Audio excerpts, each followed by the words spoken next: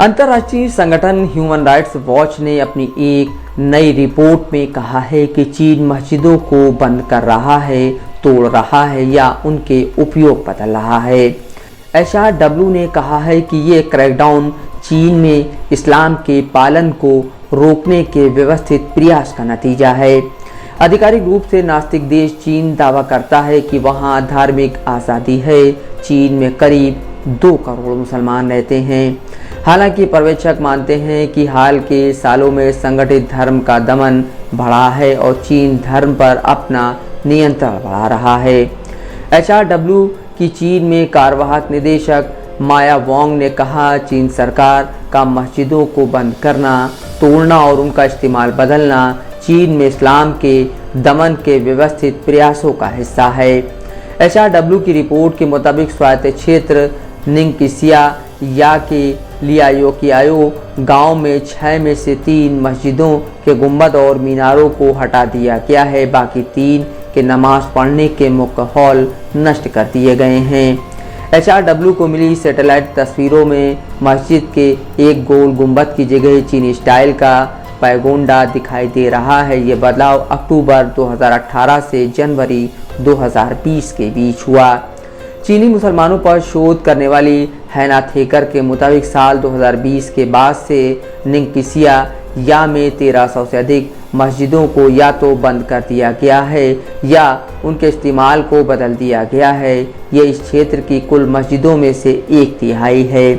साल 2018 में चीन की कम्युनिस्ट पार्टी की केंद्रीय समिति ने एक दस्तावेज प्रकाशित किया था जिसमें मस्जिदों के नियंत्रण और समेकन का उल्लेख किया गया था।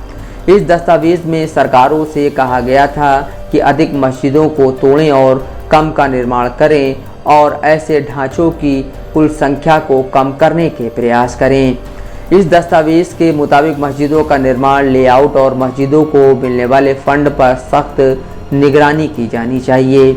इस तरह का दमन तिब्बत और सिंजियांग में अधिक रहा था, लेकिन अब ये दूसरे इलाकों में भी फैल रहा है। 2017 के बाद से सिंजियांग की 2/3 मस्जिदों को या तो नष्ट कर दिया गया है या नुकसान पहुंचाया गया है। ये आंकड़ा स्वतंत्र think tank Australian strategic policy institute की रिपोर्ट से है। चीन की सरकार का दावा है कि मस्जिदों का समेकन यानी एक जगह करना ये आमतौर पर तब होता है जब गांवों को स्थानांतरित किया जाता है या एक साथ मिला दिया जाता है। इससे मुसलमानों पर आर्थिक बोझ कम हो रहा है, लेकिन कुछ हुई मुसलमानों का कहना है कि इसका मकसद उनकी वफादारी को कम्युनिस्ट पार्टी की तरफ मोड़ना है। पिछले कुछ सालों में ऐसे कई लोगों को या तो जेल में बंद कर दिया गया है या हिरासत में रखा गया है जो मस्जिदों को बंद करने को लेकर प्रशासन से टकराए थे।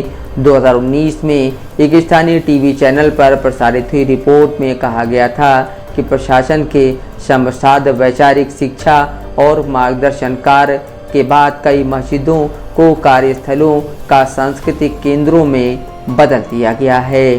Bureau report, Dastak live news.